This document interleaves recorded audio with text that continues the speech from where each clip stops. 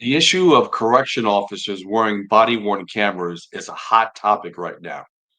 We have seen and heard correction officers across New York State advocate for themselves not to wear body worn cameras.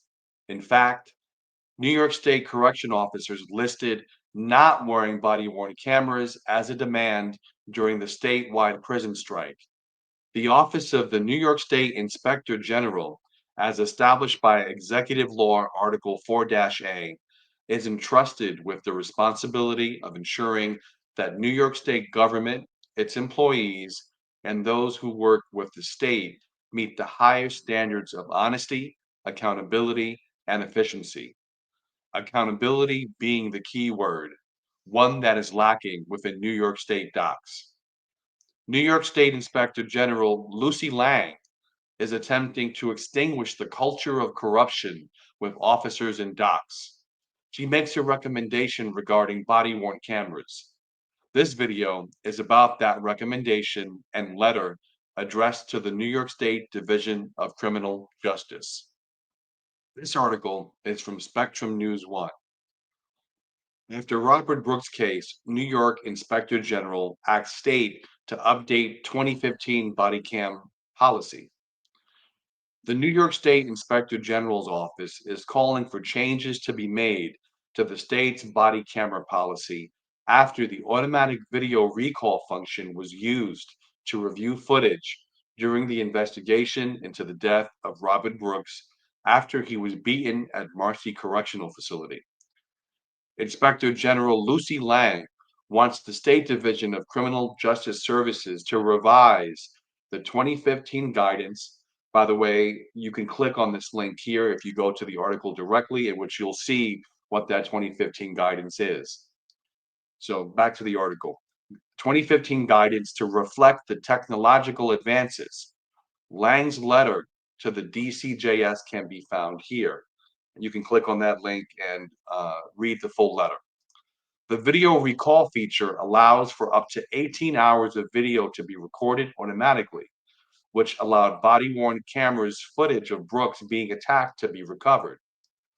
Brooks' death triggered widespread outrage and calls for justice. Body camera footage released by the New York State Attorney General's office shows correctional officers hitting Brooks while he was restrained at the prison on December 9th. He died the next day at a hospital in Utica. Several officers have been charged with his death. New York State Attorney General Letitia James' office said correction officers' cameras were powered on and captured the beating. However, COs did not have them activated, so cameras were only recording in standby mode, also known as a video recall mode, and recorded the incident without sound. The New York State Department of Corrections and Community Supervision, DOCS, and other agencies have a contract with Axon, a New York State Office of General Services, OGS, approved vendor. As of February 3rd, the department has 5,403 body-worn cameras in use in 41 of the 42 state correctional facilities. So I wonder how many officers does that encompass? Is that 100% of the workforce? I would think not. Back to the article. The IG says DOCS is working toward the goal of universal use of body-worn cameras by on-duty correction officers. Quote, the contracts for these cameras offer a range of recording and preservation options, some of which are selected by the purchasing agency during the contracting process, Lang said. These options, including the extent of and length of preservation time for recorded video and audio, have also changed in recent years due to the evolving nature of the technology and increased capacity for cloud-based storage, end quote. In a statement, the Department of Criminal Justice Services says, we are currently reviewing the Inspector General's letter and recommendation.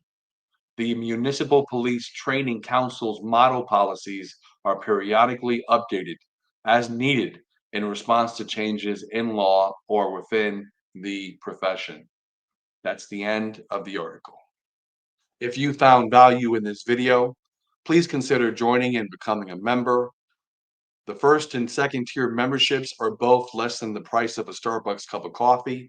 It helps financially support the channel. If not, no worries. Feel free to like the video, comment on the video below, share the video, and if you feel that I've earned it, please subscribe to the channel. My goal is to give you honest and direct feedback and go deeper than what the mainstream media is telling and showing you. Take care, God bless, and see you next time.